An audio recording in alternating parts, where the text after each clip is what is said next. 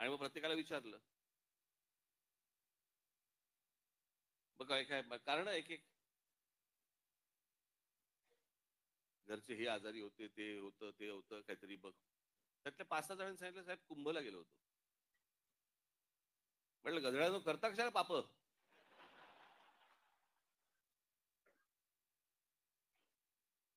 बरं मी हेही विचारलं, आल्यावरती आंघोळ केलीस ना?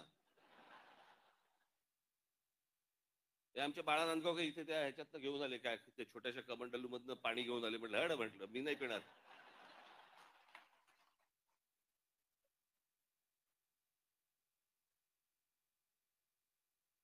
अहो मला सांगा, आता तो सोशल मीडिया आल्या पूर्वीच्या काळात ठीक होतं.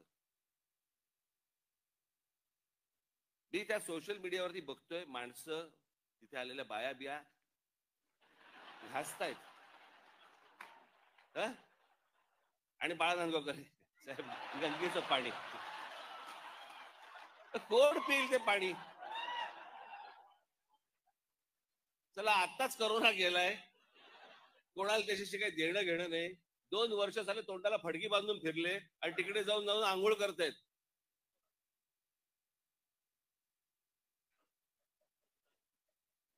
अहो मला माहितीये, मी कित्येक स्विमिंग पूल बघितले असे, जे सुरुवातीला उद्घाटनाच्या वेळेला निळे होते,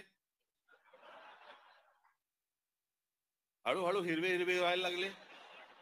कोण जाऊन त्याच्यामध्ये मला सांगा पडेल त्याच्यात? त्यात गंगेत ह्यानं तिथे काहीतरी केलं, ते मी इथे पितोय.